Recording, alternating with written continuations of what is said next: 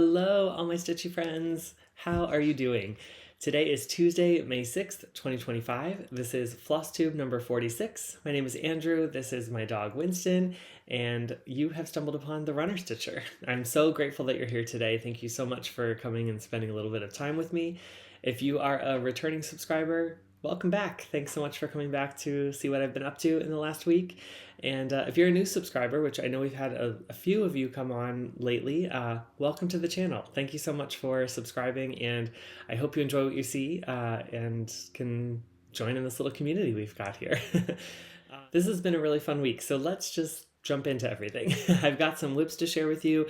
I'm going to talk about the stitching challenge that I'm hosting at the moment, and talk a little bit about running, and then we'll jump into plans. So we've got a lot to go through. I have a little bit of haul today as well, so that's exciting. I haven't had haul in a little while, but yeah, let's just jump right in. So as far as running goes, last weekend on Saturday, I had a 12-mile run. That is sort of to kind of get me in shape and ready for my half marathon that I've got coming up in a week from this weekend. So the 12-mile run went really well. It was very humid though, and it was very sunny that day. So luckily my mom biked alongside me. So she biked for the 12 miles, and she was carrying my Gatorade. So I had that the whole time I was running. It was there if I needed it, and that was definitely helpful. So yeah, it was a good run. And then this week, yesterday, kicked off my marathon training for the marathon that I'll be doing at the end of August. And so excited. When I kind of put out there that I thought about doing a stitching challenge along with my marathon training, I really had no idea if anybody would be interested or if it'd be something that you'd want to do. And you all have just blown me away. So many people have shared with me their whip that they're going to use for the challenge, and that they're excited about the challenge, and it just means so much to me. I know this is a challenge for you all to do some stitching, but it's also a way for you to support me, and that just means so much to me. And yeah, I'm just blown away that so many of you care about the other hobby that I have, which is running. And yeah, it's been really great. So I'm super excited to kick off #whip into shape, which is the stitching challenge for my marathon training. And if you haven't heard of this before, you're not too late to join in. You can definitely join in. In my last video, I kind of go over the spreadsheet, which I'll have linked below to this video as well. But that will sort of showcase the miles I'm supposed to run for my marathon training, and then I'll update that spreadsheet as I actually run. And the challenge is to either stitch 10 stitches for every mile I run, or you can stitch the amount of time that I'm running on a project. So you pick one project and really try to whip it into shape and get some progress in it during this time. So that's the challenge. I love that you guys have all been making it your own. I know some people are going to try to do pick two whips and do both challenges, where with one whip they'll do the stitch count, and with one whip they'll do the time. I was watching Jessie from Jessie Marie Does Stuff, and it sounds like she's going to enhance the challenge a bit by, instead of making it a multiplier of 10, she's going to make it a multiplier of 26.2, which is awesome. I think that is excellent. And I totally understand wanting to increase the stitches a little bit. So that will be a fun challenge for her as well. And yeah, there's no real rules with this, right? Like I have the spreadsheet set up so you can track daily. You can log in every day and see what I've done for the day. I'll try to update it by 12 p.m. Eastern time. So you can stitch along daily if you want. I've also got weekly totals so that if you want to just check in at the end of the week and see how many stitches and time is required for that week, you can do it all at once at the end of the week, and that's totally fine too. Catch up that way. I've also got totals listed in the spreadsheet for the entire marathon training. So if you want to jump in halfway through, you can see what you need to get caught up and kind of go from there. But you can really just make it your own. But I'm so excited to see everybody having fun with it, and it's always fun to kind of have a new way to invigorate some energy into your stitching, or pull out that old whip that hasn't seen a lot of progress and really get some stitches in. So that's been fun. And like I said, it really means a lot to me as well. I really feel the support, and it's awesome to have this group of people around me as I do this marathon training. So if you saw my Instagram story yesterday, you know that yesterday was a rest day. That is the first day of the training. It's always a rest day. And I posted a picture of Winston, who was napping very hard as his rest day assignment, and I just thought that was so cute. But so then today was the first day of running, and I did my 3 miles that I had to this morning. I think my time was 25 minutes and 12 seconds, and I've updated the spreadsheet, so I'll put a picture in here of what that looks like. But you can access the link to the spreadsheet at any time and see the update. So that means there are 30 stitches required for today. So the piece that I have chosen to use for this challenge for Whip It Into Shape is The Fruit of Plenty by Modern Folk Embroidery. And I'm going to put a picture up here of where it was, or where it is now at the beginning of the challenge. So that is my starting point for this. And later in the day today, I will be putting in the 30 stitches. I haven't decided yet if I'm going to do it daily along the way or if I'm going to kind of catch up at the end of the week, but we'll see. But today I'm going to at least put the 30 stitches in, and so you can kind of see that progress. And again, if you have any questions with this challenge or anything at all, just please feel free to reach out and let me know your questions. I'll be happy to help if I can. And I know a lot of you have posted on Instagram your starting point for the project. That is excellent. And even if you don't have Instagram or if you don't have social media, just take a picture of your starting point. At the end of the challenge, I'd kind of like to collect everyone's starting point and finishing point, and then we'll see if we can maybe put together a little slideshow at the end to show everyone's progress and see where everybody got to in the Whip Into Shape challenge. I think that would be really cool. So save those pictures, and I'll give details at the end of the challenge of how you can get those before and after pictures to me, and we'll have a fun little slideshow of everything that happened. Okay, I think that was it for the marathon training. I will say with the run this morning, it was nice. It was only in the high 60s, which is a comfortable temperature to run, a little warm, but there was 100% humidity when I left the house in Florida this morning. So it was a very hot one. Even those 3 miles, I was really drenched in sweat by the time I finished. So that makes it more challenging. And the summer training months are always tough with the humidity. But I thought of you guys the whole time I was running, and it was nice to sort of start off the marathon training with this a lot of energy behind it. So it was good, just a little sweaty. Okay, so enough about running. Let's jump into my stitching. So since the last time I saw you, I was able to add in 4,163 stitches, and I've got 1, 2, 3, 4, 5 whips to share with you, and then we'll jump into plants. So as you know, I started off May started after my last video, but I started off May with my Maynia500 challenge, and that is where I'm sort of rotating through all of my whips, spinning a wheel and seeing what's called, and putting 500 stitches on that whip. And I spun the wheel with you last time, so you knew what the first project was, and that is Autumn is as Joyful. Let me get a picture here of what that looks like. So also, there are other people who are joining in this Maynia500 challenge, not challenge, but Mania as well. One of which is Erica from Fibers and Floss Canada. So if you're not watching her Flosstube, or if you're not following her on Instagram, definitely check her out. She's been posting the project number she's on, and I think even the number of stitches she's got on each project, and maybe the total number of stitches, but she's been kind of rotating through her whips, and it's been awesome to see her join in as well. So I'm excited to see her next Flosstube, where she can talk about it a little bit and how she liked kind of rotating through that way.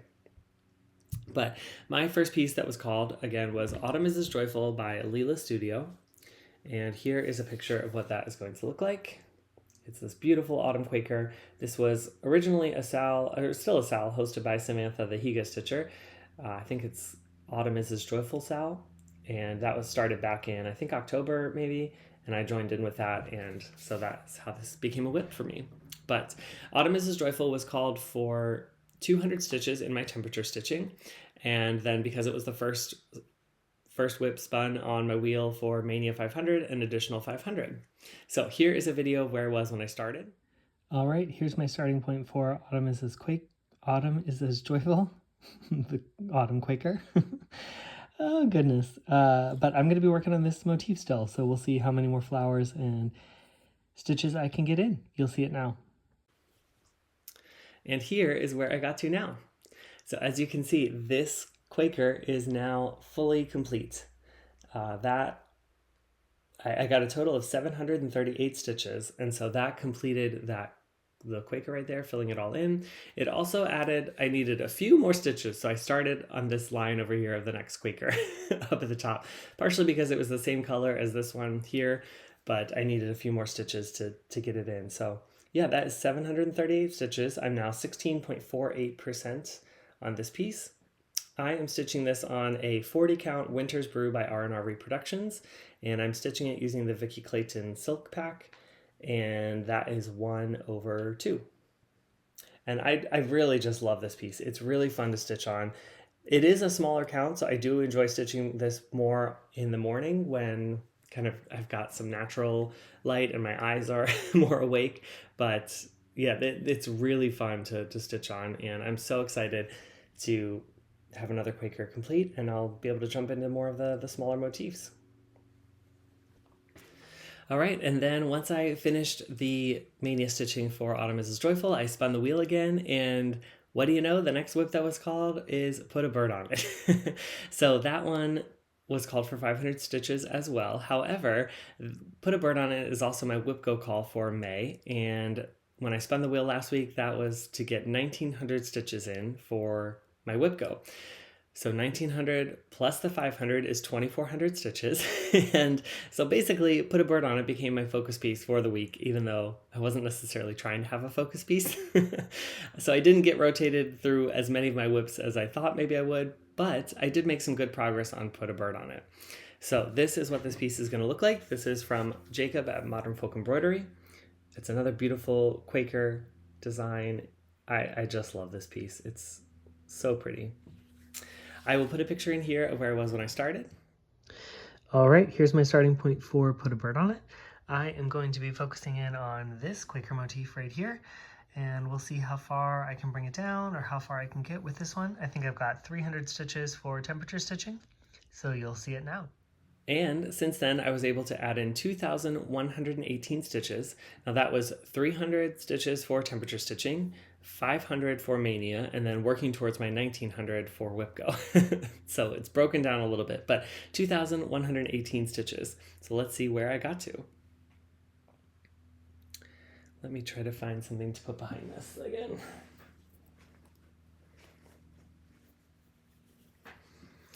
All right, so here is where I got to. So what I worked on was this Quaker motif over here. I think I finished completely the inside of this motif. Then I came down here, put in the 4, the T, and the O so I could get down to this Quaker, this motif. And, sorry, I can't see. That one is now complete as well, which that one was really pretty and fun to stitch. And then I decided I wanted to jump back over here, and so I started working on this big one here. And I got most of the way through it. I think I'm all the way done except for this part right here gets repeated at the bottom. So I still need to do that right here. I absolutely love how this flower turned out. I'm not sure how well the variegation is showing on the camera here, but I thought that flower just turned out beautifully with the 2 darker browns at the top and then kind of fading to the lighter colors as we get down in this motif. But I just thought that was so pretty. This piece has been so much fun.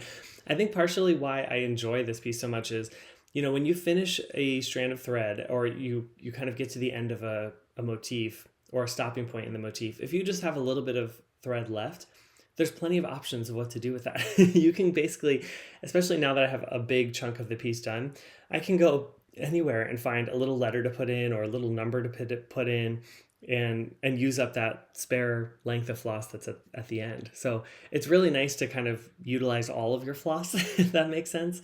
But I really enjoy that. And yeah, again, I am really just enjoying this piece and how it's turning out. I think the yellow is looking really good. I will say, if you get up closer, you'll see that my stitches are not as neat as they could be. And I'm okay with that. I've sort of just embraced it with this project. I love how this looks from afar. It's going to be hanging on my wall, and I know that when I look up close, they're not the neatest stitches, and I'm okay with that. I'm letting it go because I do love the result. This is stitched on a 32 count tartan green linen. This is more of the true color of the floss and the the linen once I get up close actually. It is this sort of darker green. As you can see, it's a very thin linen, so you can see right through it, but it's a 32 count. I'm not sure who the dyer was. It was just in a fabric destash that I got a hold of. And I'm stitching this with Be Stitch Me Silks. This is the colorway Dandelion, and I am using 2 strands of silk since it is 32 count, so 2 over 2 with those silks. The silks are absolutely beautiful. Again, you can see the variegation that's happening throughout the piece. And I'm really, really glad I went with that color, because if this had been just yellow, I think it would have been too much almost. But with the slight variegation of the lighter, almost white moments, and then the little bit of like darker moments you can see in this one here, we have some darker moments happening.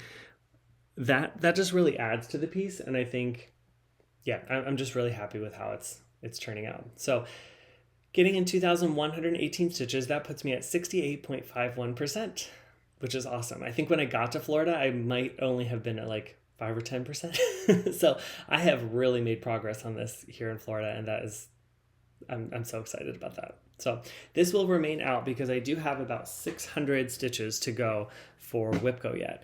So this will be out for the next day or two, but once I get those 600 stitches in, then the Maynia500 will be complete and the Whipco 1900 will be complete. And then we'll be able to get back to spinning the wheel again, which is exciting.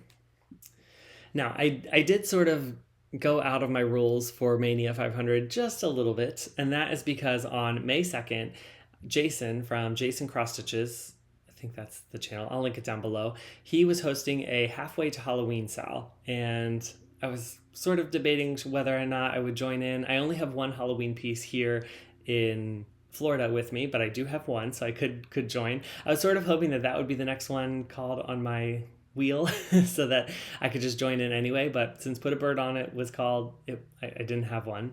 But I decided, you know what, I'm just gonna pull it out anyway on that day. So I pulled out Festive Frosted Pumpkin Cottage. I'll put a picture in here of what it looks like, or what it will look like when it's done, and decided I'm just gonna kind of squeeze this one in and get the Maynia500 in for the day to join into this halfway to Halloween sale, which was a lot of fun. It was really cool to see everybody's whips on Instagram using that hashtag, and just fun to join in with everybody. So I will put a video in here of where I was when I started. All right, here's my starting point for Festive Frosted Pumpkin Cottage, and we'll see where I end up. And since you saw it, I was able to add in 502 stitches. So the Whipco, or the Maynia500, is done. And that puts me at 64.38% on this piece. And here is where I am now. So the majority of what I worked on was I finished all of the back stitching and the lights in these trees. So you can see if I get closer, there's some sort of light orange lights, and then there's a little bit of back stitching that you can see sort of here, these strings of lights. It's not much back stitching at all, but it is a little bit. But I finished all of those sort of orangey string lights in the trees, and I think that looks really fun. You can see the orange much better in person. I think it kind of fades in a little bit on the camera. But then I came over here to this section and I filled in this owl, and also started on these sort of lamps, the lampstands there. Yeah, and then I got this little Santa hat completed. I think there's another ghost that will go there, so that will be kind of the next part I start working on. But I really love this piece. I can't believe I'm at 64.38%. And honestly, now that I am this far down the piece, all the fun stuff happens here at the bottom. So I'm super excited. There's some snowmen that are actually like pumpkin snowmen here. There's some candy canes. There's a Christmas tree. So this section is going to be really fun, and I'm definitely excited to keep going on this.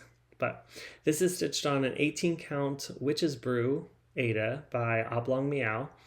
They've got some fantastic fabric dyes on their Etsy shop. I think they do ice dye, which is what makes it kind of have this type of modeling. But for this piece, I thought this worked out so well, and I'm really enjoying it. So that is Festive Frosted Pumpkin Cottage.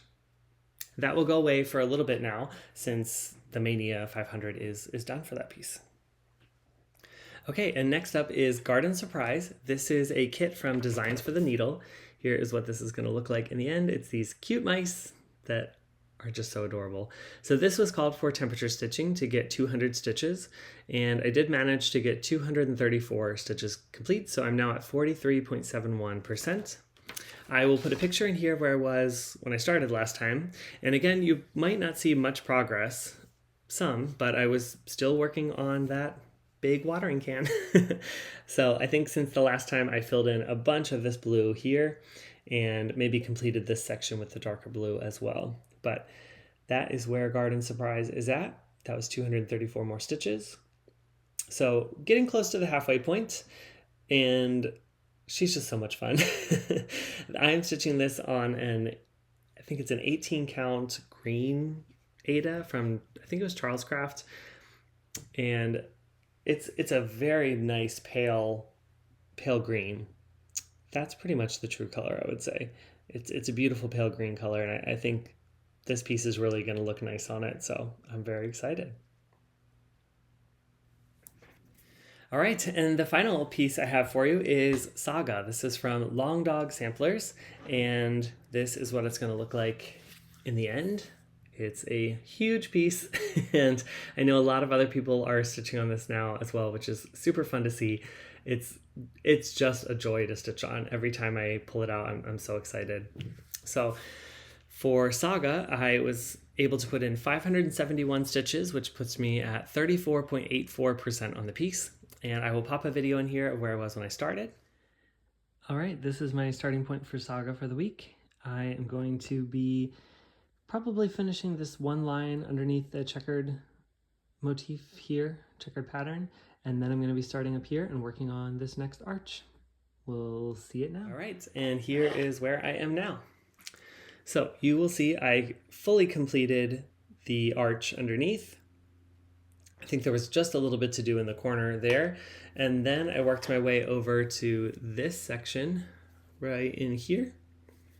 Sorry, this is getting hard to hold. This section right in here, and kind of brought this arch up and over and worked on starting this kind of center motif of the arch itself. And yeah, believe it or not, that was 571 stitches. So that is where I'm at now. So my goal for this next week will be to bring this arch down as far as I can and sort of create the outline of the arch there, and then hopefully in the next week or two we'll be able to get into the center part. But this is what the piece looks like as a whole, and I'm stitching this on a 36 count vintage country mocha. This is using Silks for You PR 207, and I'm using one strand over 2 linen threads. So that's my progress on SAGA. Always good to pull it out and get some work on it. All right, and that was my stitching for the week. So let's jump into plans. I've got a lot of things going on. So I started realizing, wow, there's a lot happening in May, and yeah, I need to maybe tone this down a little bit. So what I'm going to do for the month of May is I'm going to put temperature stitching on hold, just temporarily, just for the month, while I have this Maynia500 rotation, because I really do want to touch as many of my whips as I can and get those 500 stitches on them as I can. So for the month of May, temperature stitching will be on hold, and we'll pick that up back in June once May is over. Whip Go, I am almost done. I put a bird on it for the month. It was called for 1900 stitches. As you know, I've got 600 left to do to complete that. So almost done there, and that will be checked off. And my other Whip Go goal is for Gaia, the Earth Goddess. That is to get 1800 stitches. Now Gaia is back in New York, so I will have to wait a little bit until I get back there to pull her out, but I'm really hoping she'll pop up in the rotation just organically, and then when she does, that's when I'll put those stitches in. So she'll kind of become a focus piece for the week as well, since she has a higher number of stitches. So Maynia500, yeah, so far we have gone through Autumn is as Joyful, we've gone through Put a Bird on It, and we've also gone through Festive Frosted Pumpkin. So I have, I think, 4 other whips here in Florida that once I finish Put a Bird on It, that's what I'll be rotating through. And then once I get back to New York, we'll put in all the rest of my whips, and it'll be fun to see what gets called and what gets some progress for the month of May. So that is still my plans. Of course, I'm still stitching Whip into Shape. Again, that's my Fruits of Plenty piece. So yeah, just a lot going on. May is a busy month, but it's a lot of fun. It definitely has brought back some life and some energy into my stitching, and I think it's just a fun way to kind of shake things up a bit, and it'll be good. And then once it's time to get back to temperature stitching, I will really enjoy that as well. And yeah, I think that's all my plans. Then I do have a little bit of haul. So over the weekend, we had just a really nice weekend in the sense that it wasn't really nice enough to go to the beach, but it was still nice enough to do things. So there in the town center where my parents live, they were having Arbor Day and giving away a free tree to people who came. So they had a whole big festivity thing that I went to, and I got an acai bowl. I thought of Laura stitching by the shore, who always talks about her acai bowls down by the shore, and I had mine on a hot day, and it was lovely. But that was a lot of fun. I went there and had some coffee and breakfast, and then I got to go to the Inspired Needle, which is a cross stitch or an LNS here in Palm Coast, Florida, and not too far from my parents' house. And I love going in there. She has so many models up on the wall. And if you are not inspired by walking into that shop, I don't know what will inspire you, honestly. The stitching there is beautiful. She has so many patterns, so many hidden gems to kind of just sift through. I think I spent about 2.5 or 3 hours in her shop just looking around and browsing. So I do want to share with you a couple of the things that I got. One is a very simple one, but I have never used bow and needles before. So I got a pair of 26 bow and needles, a package, to try them out. So we'll see how I like them. Then I got a couple of patterns. So the first pattern I got is I've wanted to have a hawk run piece in my stash and maybe in my whip rotation for a long time. I always thought that I would start with Shores of Hawk Run Hollow or Autumn of Hawk Run Hollow or even Halloween at Hawk Run Hollow. I'm gonna say that so many times. However, she had a bunch of the charts there, so I was able to kind of look through all of them, and the one I actually picked out is Village of Hawk Run Hollow.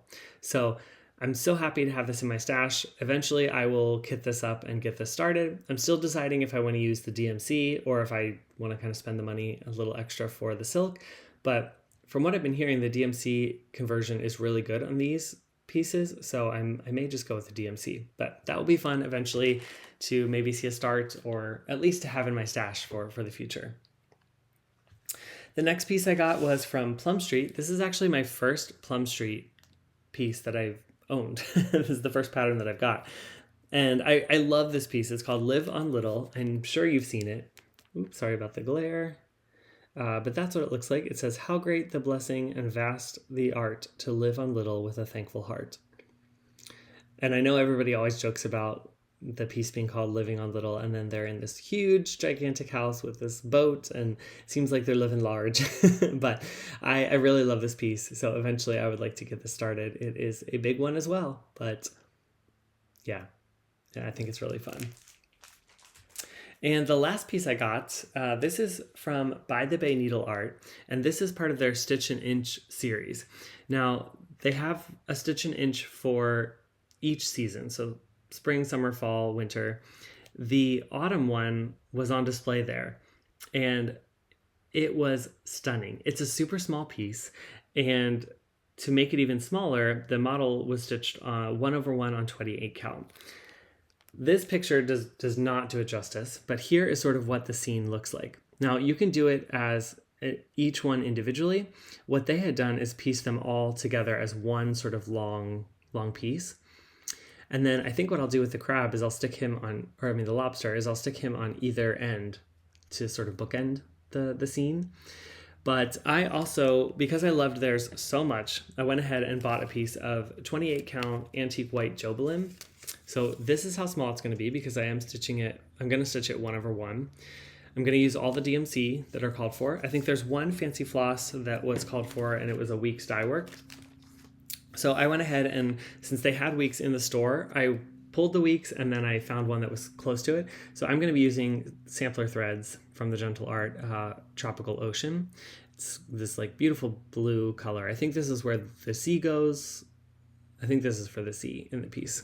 But Yeah, so my goal is to stitch this 1/1 28 count and have this like beautiful little full coverage piece. They had theirs framed beautifully with a wonderful mat that went around it that sort of highlighted the colors in the piece, and that is exactly how I want mine to be. So I've never stitched by the Bay Needle Arts, but that will be a future project coming soon as well. And yeah, that was my haul. So I think that was everything I had to talk with you today. Yeah, my time here in Florida is winding down, which I'm excited to get back to New York. Don't get me wrong. I'm ready to be back with Andrew and kind of get readjusted back to New York life, but also sad to be leaving. I had a really great time with my parents here, and the weather has just been beautiful in Florida while I've been down here. And yeah, I've really enjoyed the walks with Winston in a more quiet neighborhood and things like that. We also took Winston for a walk the other night and took him close to the beach. And it was like he knew that the beach was close because when we went to turn around and go the other direction, he was like, no, I hear the water. I want to go to the beach. He hasn't been to the beach in a while just because he doesn't really enjoy it that much when we just sit on the beach all day long. But he does like it. And so I decided, okay, you know what? We're going to take him to the beach. So took him out there to the sand, and as soon as he saw the path to get down to the sand and the beach, he just got so excited. And so I went down to the sand with him, and he was running so fast and with so much energy and so much happiness. It was so cute to see. He absolutely loved our little beach trip and was just so excited to share it. So I'll put a picture in here of me and Winston at the beach. But even when he was finished running around in the sand and stuff, he went back to my parents and just greeted them like, did you see what I just did? It was so cute. So moments like that have been really fun here in Florida, and I've had a really good time. But it is about time for me to head back. So that will be the end of my time here. And yeah, I think I will end it there. So I really hope you enjoyed seeing sort of an update on my whips and hear me talk about the different challenges. I'm so excited that all of you are joining me for Whip into Shape and picking a piece that you want to see some progress on. And together we will stitch and run, and it's going to be awesome. So thank you so much for your support and for joining me in that. I do really appreciate it. I hope you know that. And yeah, that's it. So keep running if you're a runner, always keep stitching, and be kind to whoever you meet on your journey. Bye for now. Until the next stitch.